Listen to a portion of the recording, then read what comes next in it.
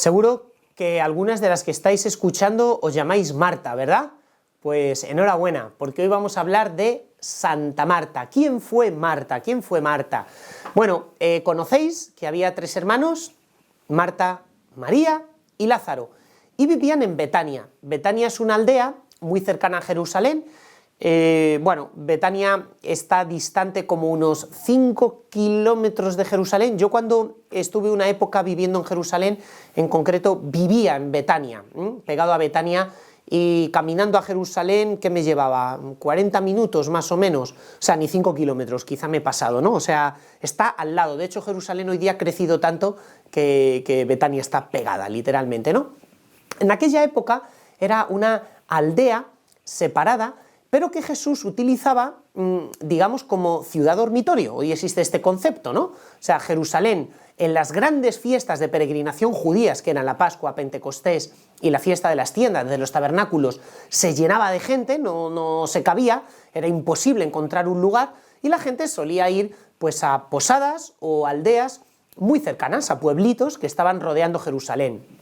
Y Jesús ahí tenía pues esta familia, Marta, Lázaro y María, que le acogían. Digamos que Betania en el Evangelio es sinónimo de acoger, es sinónimo de acogida, de bienvenida, el lugar donde Jesús encontraba calor y amistad. Por tanto, es un lugar que queda como imagen de lo que tiene que ser la oración en nuestra vida, un acoger a Cristo. Pero el nombre de la ciudad es tremendo. Betania es Betoní en hebreo, que significa casa del dolor, casa del sufrimiento. ¿Por qué? Bueno, es probable, sabéis que las leyes de pureza, rituales judías, impedían que a Jerusalén, la ciudad santa, entraran personas que eran ritualmente impuras, como podían ser personas que tenían determinadas afecciones cutáneas, como la lepra, o personas que tenían determinadas patologías. De tal forma que Betania, Betoní, la casa del dolor, podía ser ese lugar más cercano a Jerusalén, digamos que el lugar desde el cual ya puedes divisar Jerusalén, pero no traspasar para todo este tipo de personas. Bueno, pues ahí se detenía Jesús, ¿no? En mitad de este contexto.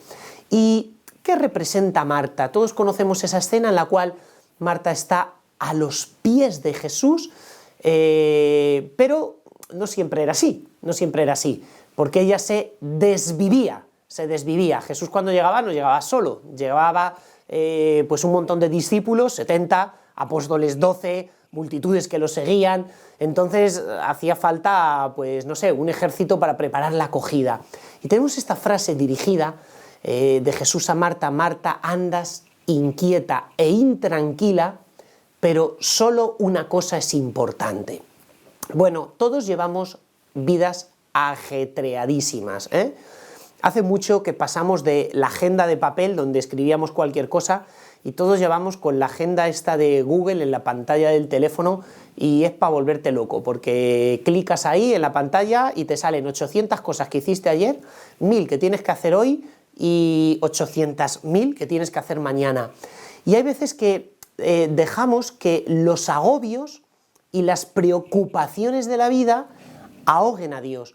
De hecho, a mí me resulta interesante comparar dos textos evangélicos que utilizan la misma palabra, la misma expresión griega. Porque Jesús le dice: Marta, andas inquieta e intranquila. Utiliza el verbo merimnao, que es el verbo de estar ansioso, literalmente, de tener ansiedad, de estar agobiado.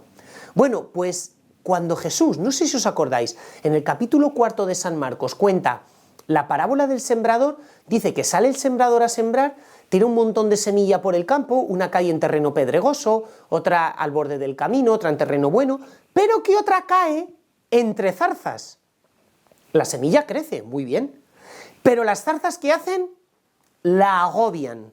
Y cuando Jesús cuenta la explicación de esta parábola, dice que la semilla que cae entre zarzas simboliza que tú recibes la palabra de Dios con entusiasmo, pero que luego vienen merimnao, las preocupaciones, los agobios, las ansiedades de la vida. ¿Y qué es lo que hace la ansiedad? Te agobia, te agobia. Por eso, ¿qué nos enseña Marta? Pues Marta es un ejemplo de persona que dijo, hasta aquí rayó, punto, de aquí no paso. Y le entrego a Dios lo que a Dios le pertenece. Le dio a Dios su tiempo, porque el tiempo es de Dios. Dejo que los agobios del futuro pertenezcan al futuro, porque yo me abandono completamente en manos del Señor, en manos de su misericordia. Primera lección de Santa Marta: vivir despreocupados, dejándolo todo en las manos de Dios, confiando un montón en esa providencia que siempre me acompaña. Pero segunda lección, acoger a Cristo. Fijaos que cuando hoy día decimos de una persona que es cristiana, decimos es que cree en Dios. Utilizamos muchísimo este verbo, creer, no creer, hasta tal punto que te dicen, eres creyente, crees, no crees.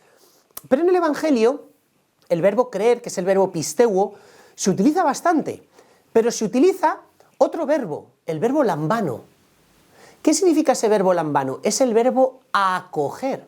De hecho, si os vais a los Hechos de los Apóstoles, cuando la gente se convierte, hay veces que se utiliza la expresión de creyeron la palabra, pero muchísimas veces se utiliza la expresión de lambano la palabra, es decir, acogieron la palabra, recibieron la palabra. Por ejemplo, en el prólogo del Evangelio de San Juan, Jesús vino a los suyos, a los de su casa, pero los suyos no lo recibieron, verbo lambano.